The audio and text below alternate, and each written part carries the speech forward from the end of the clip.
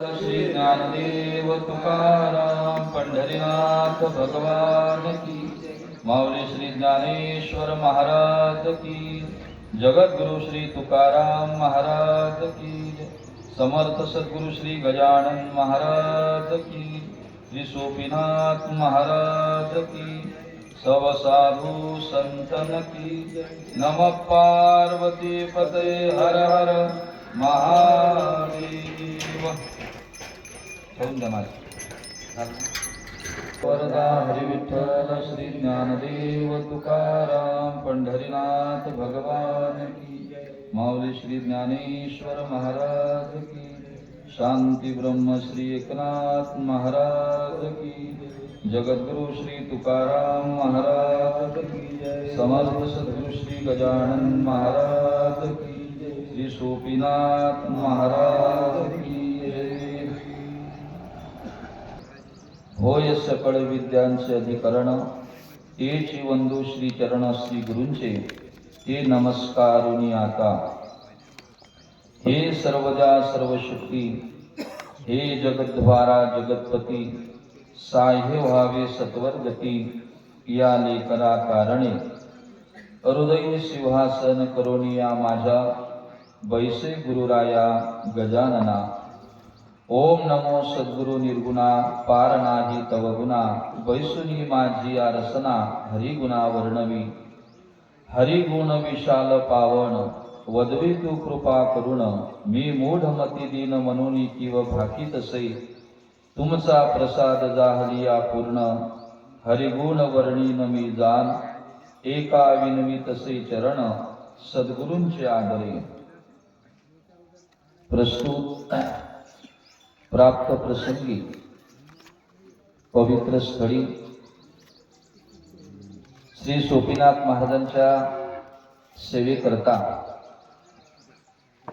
प्रवचनाच्या रूपाने निवडलेला श्लोक ज्ञानेश्वरी अध्याय, त्याचप्रमाणे गीता अध्याय 16वा। या 16व्या अध्यायामधील प्रथम क्रमांकाचा असा हा श्लोक असून, या श्लोकाच्या माध्यमातून भगवान श्रीकृष्ण अर्जुनाला संपत्तीचा विचार या अध्यायातून बोलून दाखवतात।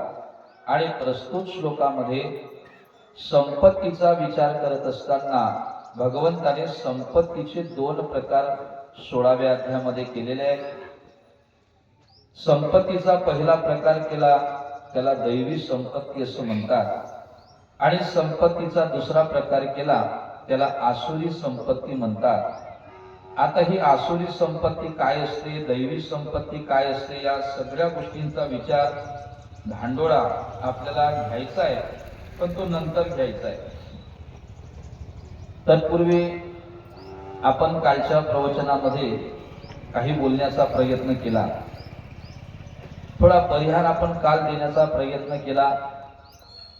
आणि परिहार देत असताना आपण प्रारंभाला असं बघितलं की आपल्या या गावामध्ये श्री सोपीनाथ महाराजांच्या कायम वास्तव्याने पावन असणारी ही भूमी, आणि या भूमीमध्ये जो वार्षिक महोत्सव असतो, जो यात्रा महोत्सव असतो, त्या यात्रा महोत्सवाच्या निमित्ताने आपल्या गावामध्ये नवीन नवीन उपक्रम राबवल्या जातो। आणि नवीन नवीन उपक्रम राबवत असताना या वर्षी थोडं नाविन्य आपल्याला पाहायला सापडलं की यावर्षी श्रीमद भागवत कथा नाही, रामकथा नाही, शिवपुराण नाही, कोणत्याच प्रकारची कथा नसून यावर्षी श्री ग्रंथराज ज्ञानेश्वरी पारायण आणि 1 तास ज्ञानेश्वरीवर चिंतन असा हा उपक्रम यावर्षी राबवण्यात येतोय, अर्थात राबवण्यात आला। आता हा काय प्रकार आहे? आपण सर्व या ठिकाणी ज्ञानेश्वरी पारायणाला येऊन बसलो। आता ही ज्ञानेश्वरी काय आहे, कशाकरता आपण ज्ञानेश्वरी पारायण करायचं, ज्ञानेश्वरी पारायण केल्यानंतर काय होतं, या सगळ्या गोष्टींचा विचार आपल्याला करावा लागतो। कारण काय असते बघा, जोपर्यंत एखाद्या वस्तूचं महत्व आपल्याला कळत नाही, तोपर्यंत निर्माण होत नसतो. प्रेम निर्माण होत नाही, आपुलकी निर्माण होत नाही. आपुलकी कोणाबद्दल निर्माण होते? आपल्या अंतःकरणात प्रेम कधी निर्माण होते? आपल्या अंतःकरणामध्ये आदर कधी निर्माण होतो? कधी होतो माहितीये का? जेव्हा पुढच्या व्यक्तीचा अधिकार आपल्याला कळतो, ज्या वेळेस पुढच्या व्यक्तीचं आपल्याला महत्व कळते, एखाद्या व्यक्तीचं महात्म्य जेव्हा कळते, तेव्हा त्या व्यक्तीबद्दल आपण काय करतो? आदरभाव निर्माण करतो की नाही? आपल्याला ज्ञानेश्वरीचं महात्म्य पाहायचं आहे. मी सगळं सांगणार आहे, आपल्याला लक्षात घ्या. कारण ज्ञानेश्वरीला महिलाच बसल्या, पुरुष बसले नाही, हे महिलाच मोडतात. बरं, पुरुष का बसले नाही हेही सांगतो, हेही महत्वाचंच आहे. कारण काय माहित, तुमच्या गावातले लोक हुशार असतील, त्यांना असं वाटलं असेल का ज्ञानेश्वरी कोणत्या लिंगात बसते? लिंग कळते की नाही? किती लिंग आहेत? एक का दोन? दोनच आहे.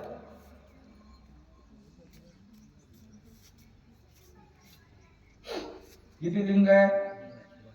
अहो, तीन आहे ना. दोघांच्या मधातलं एक लिंग असते की नाही? आहे की नाही?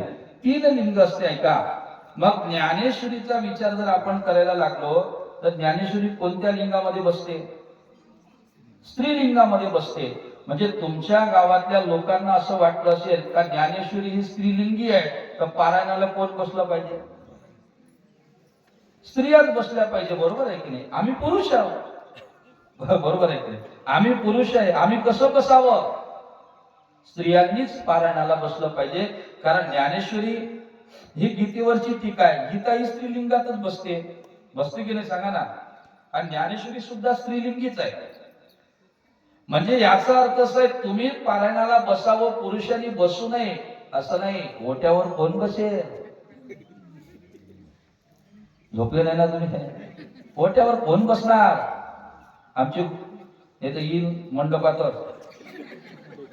दुसरा दिवस आहे अजून, नाही की नाही? ऐका, लक्ष देऊ. मी कशा करता सांगतोय? ओट्यावर बसणार कोण? आणि ओट्यावर बसून काय करायचंय सांगा ना. मला सांगा, इथे जर आपण 2-3 तास, बरं असं म्हणायचं नाही मला, जी कामाची व्यक्ती आहे त्यांच्याकरता बोलत नाही, पण सगळ्यांनाच काम आहे का? काही रिकामी लोक आहेत, त्यांना सुद्धा या ठिकाणी पालनाला येऊन बसता येतं. पण ओट्यावर बसणारे लोक काय करतात? आमचे गुरुजी वाक्य सांगायचे, ओट्यावर बसणारी माणसं एकच करतात, आपल्या घरी जेवतात आणि दुसऱ्याच्या मोऱ्या उपसतात. बरं, घरी जेवल्यावर मोऱ्या घरच्या उपसाव्या का दुसऱ्याच्या? काम घरचं करायला पाहिजे की नाही? घरचं जेवायचं आणि मोऱ्या दुसऱ्याच्या उपसायच्या. असं करण्याकरता लोक ओट्यावर बसतात. ऐका, पण इथं येणार नाही. काय येत नाही? त्याचं दुसरं कारण, इथं येण्याकरताही भाग्य लागते. या धर्म मंडपामध्ये येण्याकरता सुद्धा पुण्य लागते. ज्ञानेश्वरीला हात लावण्याकरता, ज्ञानेश्वरी हाती घेण्याकरता, ज्ञानेश्वरीचं पारायण करण्याकरता अनंत जन्माचं पुण्य पाहिजे. एवढं सोपं नाही आहे. सर्वांच्या हाती ज्ञानेश्वरी येत नाही. सर्वच लोक ज्ञानेश्वरीचं पारायण करू शकत नाही.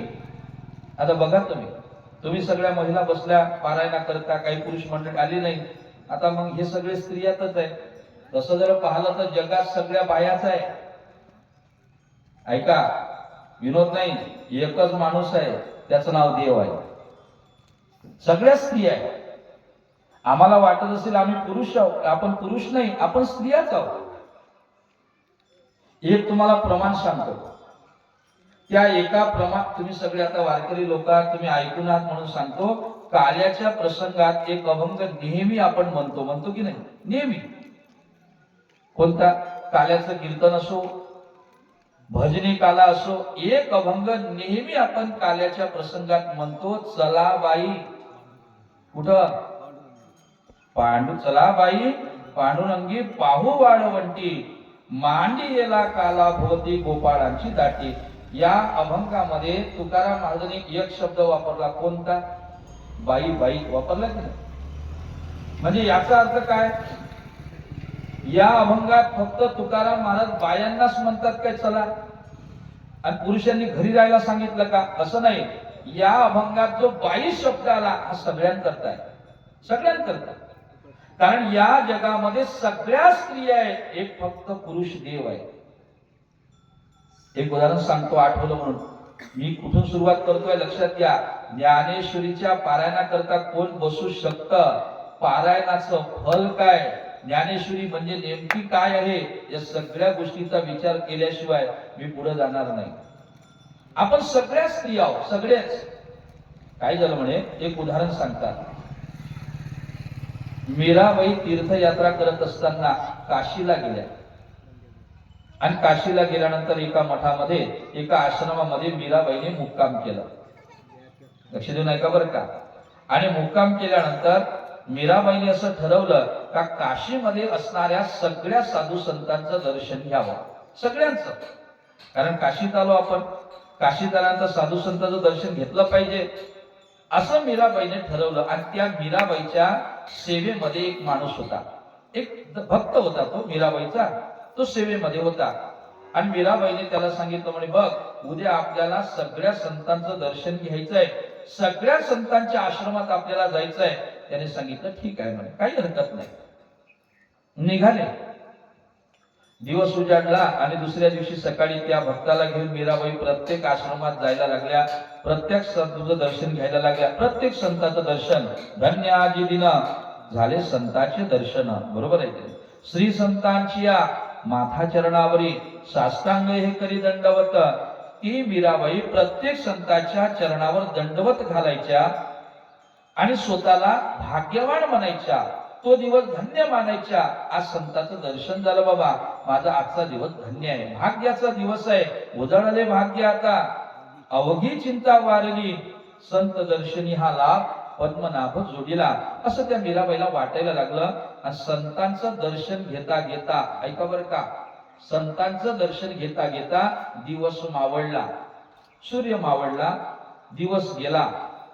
आणि मग मीराबाईला असं वाटलं आता चला दिवस मावळला. आणि मग मीराबाईने त्या भक्ताला असं विचारलं म्हणे, का रे बाबा, काय मीराबाई, आता दिवस गेलेला आहे, आता सगळ्या संतांचं दर्शन झालं असेल की नाही, आता कोणी राहिलं का, सगळे संत झाले की नाही, आपण सगळ्या संतांचं दर्शन घेतलं की नाही.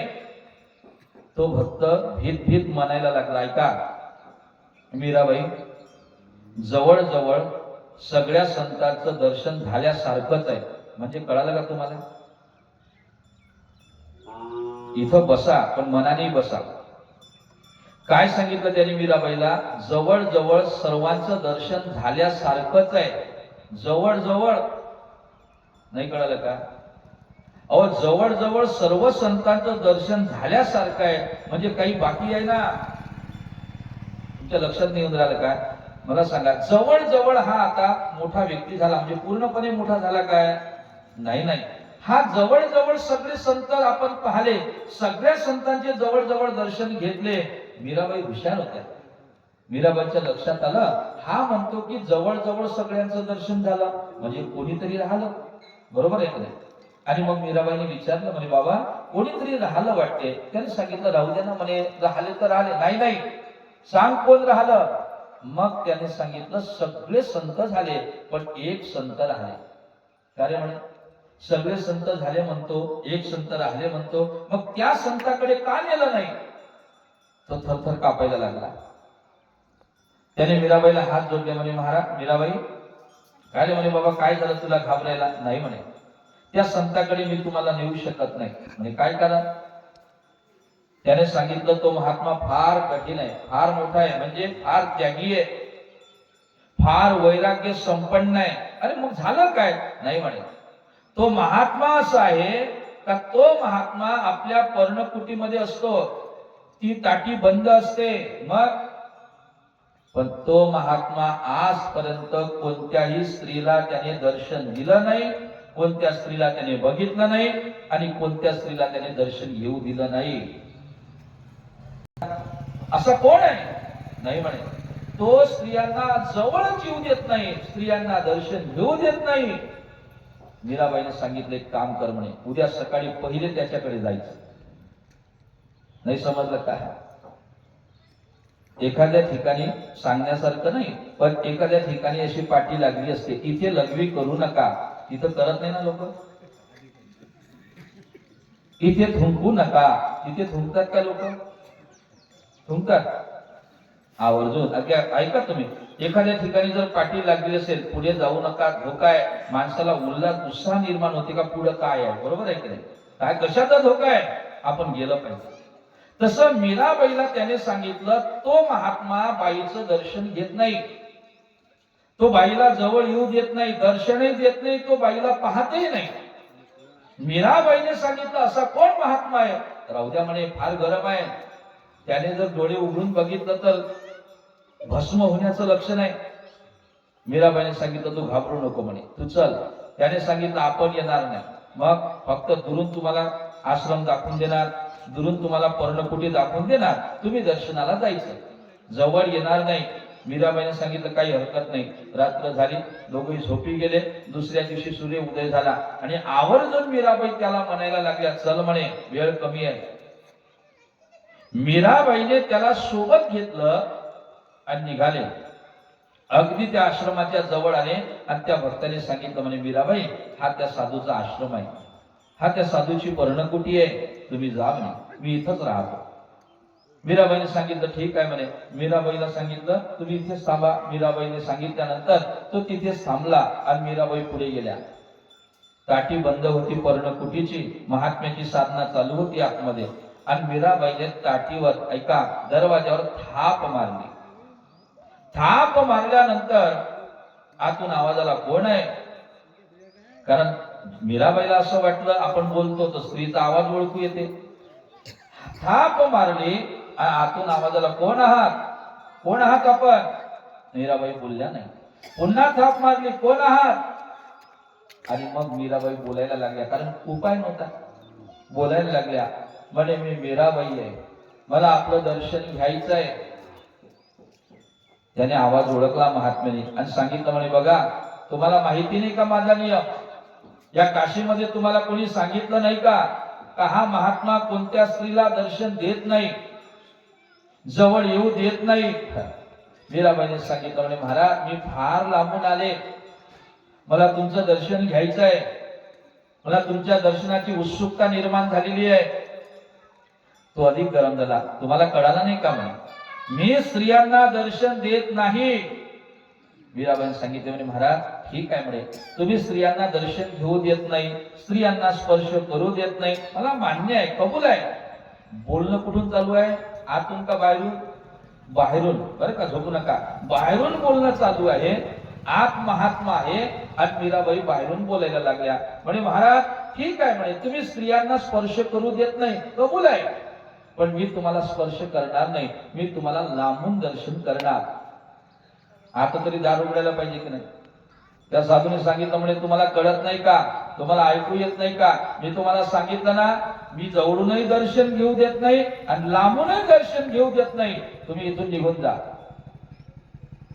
मीराबाईने 2-4 वेळेला प्रेमाने सांगितलं, म्हणजे, महाराज, उघडा ना, अहो, तुमच्यासारख्या महात्म्याचं दर्शन आम्ही घेतलं पाहिजे, आम्ही भाग्यवान आहोत, आम्हाला तुमच्यासारख्या महात्म्याचं दर्शन प्राप्त झालं, दर्शन दिलं पाहिजे तुम्ही. त्या महात्म्याने सांगितलं, तुम्हाला कळते का म्हणे, किती वेळेस तुम्हाला सांगितलं, इथं राहू नका, निघा इथून. आणि मग मात्र मीराबाई गरम झाल्या. त्याही मीराबाई होत्या. मीराबाई रागावल्या, म्हणे, ओ महाराज, स्वतःला काही पुरुष समजता का म्हणे, तुम्ही तर बाईच आहे. समजलं का माझं बोलणं? काय म्हणते मीराबाई, तुम्ही स्वतःला पुरुष समजता, या जगात एकच पुरुष आहे, बाकी सगळ्या बाया आहेत. असं जेव्हा त्या महात्म्याला सांगितलं मीराबाईने, ऐका, त्याचा पहारा उतरला, त्याने ताटी उघडली आणि मीराबाईचे पाय पकडले. का? कारण त्याला माहिती होतं तत्वज्ञान, अध्यात्म माहिती होतं त्याला. कारण या जगतामध्ये एकटा पुरुष आहे, बाकी सगळ्या स्त्री आहेत. मी कशा करता सांगतोय, आपला विषय काय चालू होता, घरी नाहीये, ऐका, लक्ष देऊन, हे त्यांनाच मिळणार आहे. अरे, आपण केलेलं सत्कर्म, हा ठीक आहे, थोडस धर्मशास्त्र असं आहे, आपल्याला सगळ्यांना माहिती आहे, विस्तार करत नाही. धर्मशास्त्र असं आहे, माणसाने केलेलं पुण्य बाईला मिळू शकते. अर्ध्याची ती वाटेकरी आहे, लक्षात घ्या. पण बाईने केलेलं पुण्य हे माणसाला कदापि भेटत नाही, कधीच नाही. आता उलटा विचार नाही करत मी, फक्त एवढंच लक्षात ठेवा, माणसाने केलेलं पुण्य बाईला अर्ध मिळते, पण बाईने केलेलं पुण्य हे माणसाला एक किंचितही थोडसही मिळत नाही. मग तुमच्या घरच्या इथं बसल्या पारायणाला बसल्या म्हणजे तुम्हाला त्याचं पुण्य मिळते असं नाही ना. तुम्ही स्वतः या, स्वतः पारायणाला बसा आणि पारायण हे काय असतं हे जाणून घ्या. ज्ञानेश्वरी पारायण केल्यानंतर काय फल प्राप्त होते हेही जाणून घ्या. कारण ज्ञानेश्वरी पारायण एवढं सोपं नाहीये, ऐका बरं का. कारण ज्या ज्ञानेश्वरी पारायणाकरता आपण बसलो ही सेवाच आहे. आपण कोणाची सेवा करून राहिलो? ज्ञानेश्वरीचं पारायण करणं म्हणजे कोणाची सेवा आहे? ज्ञानेश्वर महाराजांची सेवा आहे. आपण तशी काही ज्ञानेश्वर महाराजांची सेवा करू शकत नाही, ते तर समाधीस्थ झाले. मग आपल्याला जर ज्ञानेश्वर महाराजांची सेवाच करायची असेल तर आपल्याला ज्ञानेश्वरीच्या रूपाने ज्ञानोबाची सेवा करता येते, हे लक्षात घ्या. सेवेचे अनेक प्रकार आहेत. आपण आता सोपीनाथ महाराजांची ही सेवाच आहे. महाराज, सेवा ही एका प्रकारची नाही, सेवेचे प्रकार आहे, लक्षात घ्या. कोणी कोणत्या प्रकारे सेवा करते? एखाद्याने मंडप झाडला, सेवाच आहे. एखादा व्यक्ती हरिपाठात येत असेल, सेवाच आहे, बरोबर आहे की नाही? एखादा व्यक्ती पूजा करत असेल, सेवाच आहे. मंडप झाडून टाकणे ही सेवाच आहे. या मंदिरामध्ये रांगोळी घालणे ही सेवाच आहे.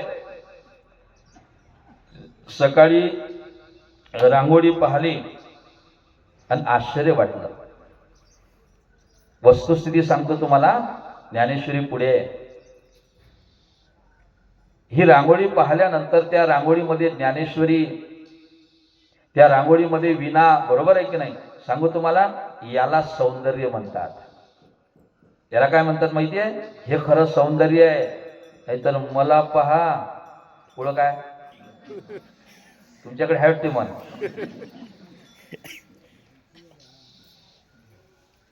आहे की नाही काही काही मुलीचं असं, मला पहा बेलफूल वहा, दिसायला सुंदर असतात पण गुण मात्र चांगले नसतात. आता सौंदर्याचे दोन प्रकार असते की नाही? एक असते रूप सौंदर्य आणि एक असते गुण सौंदर्य, असे गुण सौंदर्याचे दोन प्रकार.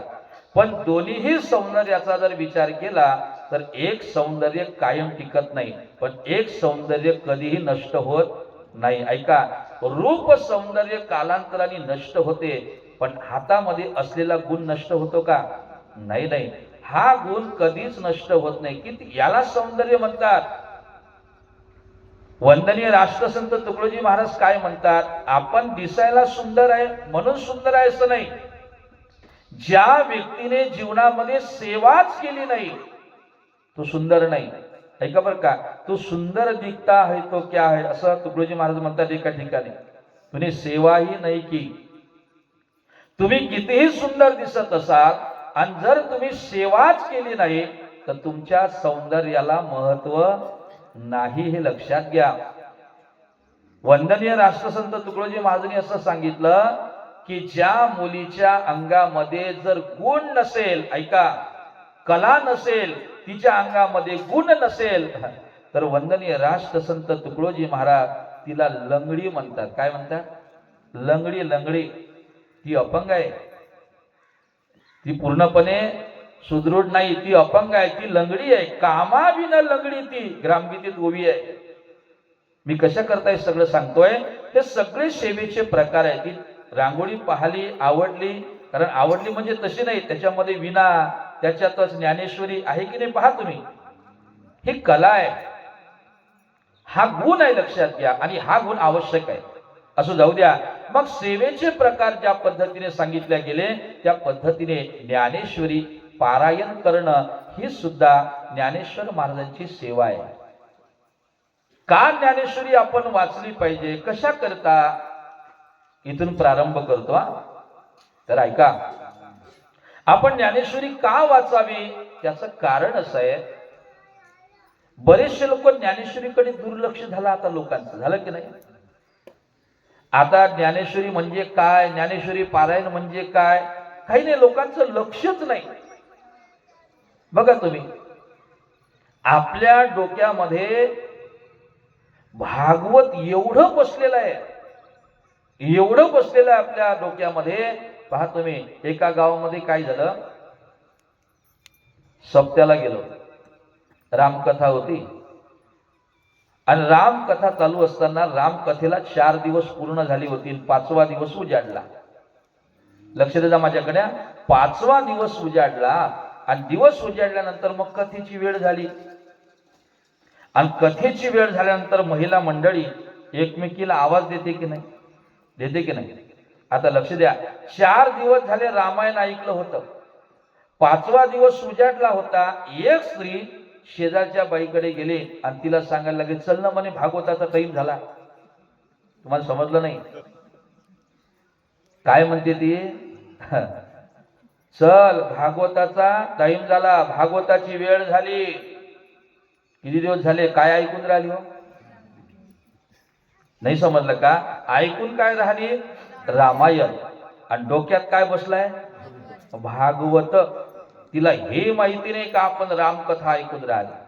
म्हणजे डोक्यात भागवतच बसलाय सगळ्यांच्या. सगळ्यांचं ज्ञानेश्वरीकडे दुर्लक्ष आहे. ऐका, ज्ञानेश्वरी ही एवढी महत्वाची आहे, एवढी महत्वाची आहे, मला काय सांगावं. ऐका, 3 पर्याय तुमच्या पुढे मी ठेवतो. जगामध्ये ऐका काय आहे, काही गोष्टी माणसाने जीवनामध्ये ज्ञानेश्वरी वाचल्याशिवाय मरू नये. जर महाराष्ट्रात आपण जन्माला आलेलो असू, तसं जगात म्हणायला हरकत नाही, पण महाराष्ट्रात जर आपण जन्माला आलेलो असू तर माणसाने ज्ञानेश्वरी न वाचता आणि गाथा न वाचता माणसाने कधी मरू नये. पुढचं सांगू का? जी व्यक्ती महाराष्ट्रामध्ये, ऐका, मी समाजाबद्दल बोलत नाही, मनुष्य जातीबद्दल बोलतोय. ज्ञानेश्वरी एका विशिष्ट समाजाकरता नाही आहे, ज्ञानेश्वरी ही जगाकरता आहे. ज्ञानेश्वरी ही मनुष्य देहाला आलेल्या सगळ्या जीवांकरता आहे. मग ज्ञानेश्वरीच्या पारायणाला आपणच बसावं, याच धर्माच्या लोकांनी बसावं असा नियम नाही आहे. ज्ञानेश्वरी ही मनुष्य देहाला आलेल्या सगळ्या जीवांकरता आहे, मग कोणतीही जात असू द्या. मला पुढे सांगायचं, लक्षात घ्या. मग आपण मनुष्य देहामध्ये आल्यानंतर जर आपण ज्ञानेश्वरी वाचली नाही, जर आपण ज्ञानेश्वरीचं पारायण केलं नाही आणि तसंच जर आपण मेलो तर लक्ष द्या, माणूस मेला असं म्हणायचं नाही, जनावर मेलं असं म्हणायचं. समजून राहिलं का माझं बोलणं? ज्ञानेश्वरी गाथा न वाचता जर एखादा व्यक्ती मरत असेल, मग तो किती श्रीमंत असू द्या अथवा गरीब असू द्या, मग ती स्त्री असू द्या अथवा पुरुष असू द्या, मग तो लहान असू द्या अथवा मोठा असू द्या, त्याच्याशी आपल्याला संबंध नाही. आपल्याला महत्व कशाचं आहे की मनुष्य म्हणून जन्माला आला आणि मनुष्य म्हणून जन्माला आल्यानंतर जर ज्ञानेश्वरी जीवनात त्याने हाती घेतली नसेल, जीवनामध्ये जर त्याने ज्ञानेश्वरीचं पारायण केलं नसेल, तर तो माणूस मेला असं म्हणायचं नाही, ते एखादं जनावर मेलं असं म्हणावं. काही अर्थ नाही. असे किती लोक जन्माला येतात, येते की नाही? एक वाक्य सांगतो, ऐका. आपण जन्माला येतो, जगतो आणि मरतो, पण आपण जन्माला कसं येतो, कसं मरतो माहितीये का आपल्याला?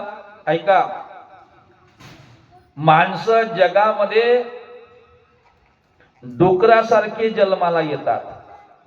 लक्ष द्या बरं का, डुकरासारखे माणसं जन्माला येतात. एरंडीच्या झाडासारखे, हा बोलत जा ना, वाढ लवकर वाढते ना. ऐका, डुकरासारखे जन्माला येतात, एरंडीच्या झाडासारखे वाढतात आणि कुत्र्यासारखे. असंच आहे आपलं, काही उपयोग नाही. लक्षात घ्या, डुकरासारखं आता म्हणजे जन्माला येणं, एरंडीसारखं वाढणं आणि मरणं, काही अर्थ नाही त्याला. मग माणूस म्हणून घेण्याचा आपला अधिकार नाही, काही अधिकार नाही आपला. माणूस म्हणून जन्माला आल्यानंतर जर आपल्या हातात ज्ञानेश्वरी पडली नसेल आपल्या हातात गाथा आला नसेल तर आपलं जीवन कसं आहे, शून्य आहे. लक्षात घ्या, आपल्या जीवनाला काही अर्थ नाही. त्याच्याकरता 3 गोष्टी सांगतो तुम्हाला. माणसाने जीवनामध्ये काही गोष्टी चुकवल्या पाहिजे. आता लक्ष ठेवा, इथून आपण सुरुवात करू. माणसाने जीवनामध्ये काही गोष्टी चुकवल्या पाहिजे. एक पहिले प्रकार सांगतो, मग विस्तार करतो. दुसरा प्रकार असा आहे, माणसाने जीवनामध्ये काही गोष्टी चुकूनही करू नये. 2. आणि माणसाने तिसरी गोष्ट, जीवनामध्ये काही गोष्टी कधी चुकवू नये. काय काय सांगितलं? काही गोष्टी चुकवल्या पाहिजे, काही गोष्टी चुकूनही करू नये, आणि काही गोष्टी कधीही चुकू नये. ह्या 3 गोष्टी लक्षात ठेवा. पहिला प्रकार सांगतो तुम्हाला. आपल्याला 5:15 पर्यंत वेळ आहे, कारण आपण 5:15 ला प्रारंभ केला, म्हणजे 5:15 पर्यंत.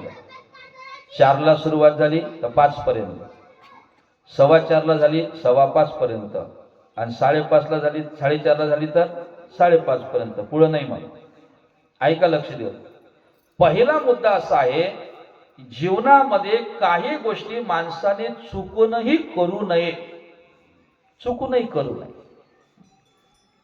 काय काय करू नये चुकून, सांगू का? नंबर 1, स्त्री कलह कधी करू नये. म्हणजे स्त्रियांसोबत कधी भांडू नये. ऐका, मी या विस्तार नंतर सांगतो, फक्त मुद्दे सांगतो तुम्हाला. जीवनामध्ये काही गोष्टी चुकूनही करू नये. पहिली गोष्ट, स्त्रियांसोबत कधी भांडू नये. लक्षात ठेव जा सुनील महाराज, मग ते घरची असो का बाहेरची असो. ऐका, फक्त शब्द लक्षात ठेवा. स्त्री सोबत कधी वाद करू नये, चुकूनही करू नये. एक. दुसरी गोष्ट, ज्या वस्तू निकामी आहे, ज्या वस्तूचं काम नाही, अशा वस्तू कधीच घरात ठेवू. समजून राहिलं की नाही? ज्या वस्तू कामाच्या नाही, निकामी ज्याला आपण म्हणतो, अशा वस्तू घरात कधीही चुकून ठेवू नये. खोटं कधीही चुकून बोलू नये. 3. चौथी गोष्ट, कुमित्राला कधीच आश्रय देऊ नये. आणि 5वी गोष्ट, विश्वासभंग कधी करू नये. या 5 गोष्टी चुकूनही करू नये. लक्ष देऊन ऐका आता.